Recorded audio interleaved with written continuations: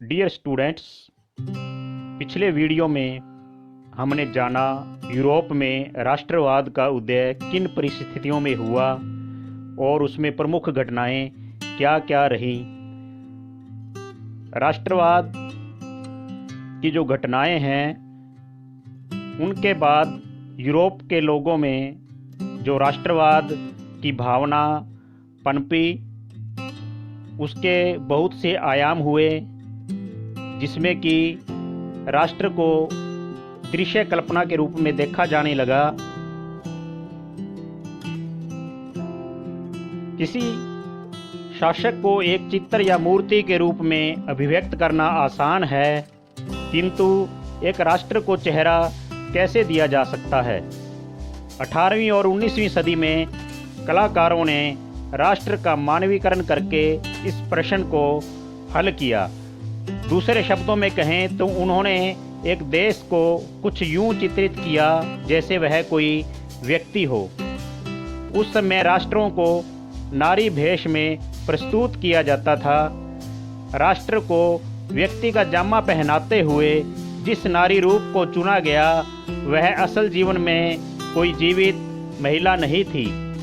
यह तो राष्ट्र के अमूर्त विचार को ठोस रूप प्रदान करने का प्रयास था, यानी नारी की छवि है वो राष्ट्र की रूपक बन गई।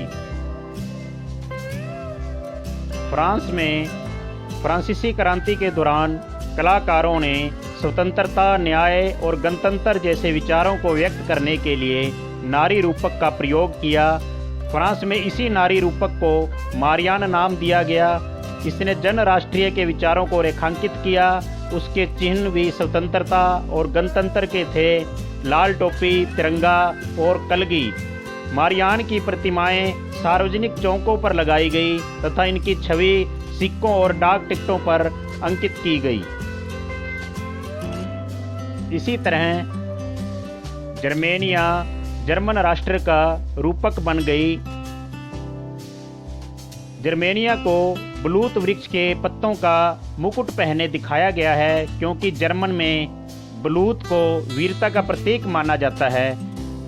चित्रकार ने जर्मेनिया के इस चित्र को सूती झंडे पर बनाया, जिसे सेंट पॉल चर्च की छत पर लटकना था, जहां मार्च 1848 में फ्रैंकफर्ट संसद बुलाई गई। यहाँ पर जर्मेनिया का परिचय एक कविता के माध्यम से प्रस्तुत किया गया है। इसे याद करने पर हम एग्जाम में जर्मेनिया के बारे में पूछे गए प्रश्न का उत्तर आसानी से दे सकते हैं। जर्मेनिया जर्मन राष्ट्र की रूपक, राइन नदी पर है रहती रक्षक, सिर पर बलूत पत्तियों का ताज, बहादुरी प्रतीक का है वह राज। उगते सूरज की हैं जो किरण, एक नए युग का सुतर जीवन। इसके हाथ में है एक तलवार, रहे सदा मुकाबले को तैयार। तलवार पे लिपटी जैतून टहनी, शांति की रखी चाह है पहनी। बाज छाप पहन रखा है कवच, जर्मन साम्राज्य का शक्ति ध्वज।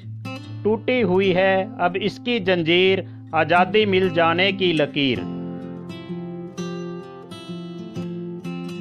मारियान और जर्मेनिया के इन रूपक चित्रों से इन देशों में राष्ट्रभक्ति की भावना प्रबल हुई और राष्ट्रवाद की भावना को बढ़ावा मिला। यूरोपीय राष्ट्रवाद का परिणाम क्या हुआ, इसके ऊपर हम एक नज़र डालेंगे। यूरोप में राष्ट्रीयता की भावना के विकास के कारण यूरोपीय राज्यों का एकीकरण हुआ, जो पहले छोटे छोटे राज्यों में बंटे हुए थे। इसके कारण कई बड़े तथा छोटे राष्ट्रों का उदय भी हुआ। यह यूरोपीय राष्ट्रवाद का परिणाम था कि 19वीं शताब्दी में अंतरिम उत्तरार्ध में संकीर्ण राष्ट्रवाद का जन्म हुआ। संकीर्ण राष्ट्रवाद के कारण प्रत्येक राष्ट्र की जनता और शासक के लिए उनका राष्ट्र ही सब कुछ हो गया। इसके अलावा उनके सामने कोई भी बात मायने नहीं रखती थी। बाल्कन प्रदेश के छोटे छोटे राज्यों और विभिन्न जातीय समूहों में भी यह भावना जोर पकड़ने लगी।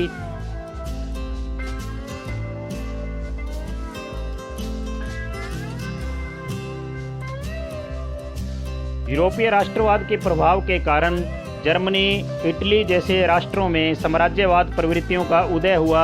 इस प्रवृत्ति ने एशियाई एवं अफ्रीकी देशों को अपना निशाना बनाया, जहां यूरोपीय देशों ने उपनिवेश स्थापित किए और इन्हीं उपनिवेशों के शोषण पर ही औद्योगिक क्रांति की आधारशिला टिकी थी।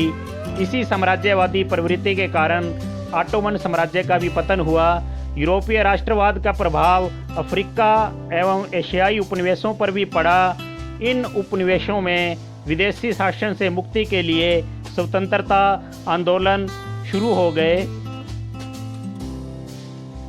साम्राज्यवाद से जुड़कर राष्ट्रवाद 1914 में यूरोप को महाविनाश की ओर ले गया, लेकिन इस बीच विश्व के अनेक देशों ने, जिनका 19वीं सदी में यूरोपीय शक्तियों ने उपनिवेशीकरण किया था, साम्राज्यवादी प्रभुत्व का विरोध करने लग गए थे। तो डियर स्टूडेंट्स, ये थी यूरोप में राष्ट्रवाद के उदय की कहानी। अगले वीडियो में हम आपके सामने फिर उपस्थित होंगे एक नए वीडियो के साथ, नया लेसन भारत में राष्ट्रवाद। तो तब तक आप एक कदम चैनल को प्लीज़ लाइक एंड सब्सक्राइब करें, ताकि हम ऐसे ही वीडियो आपके लिए और ला सकें।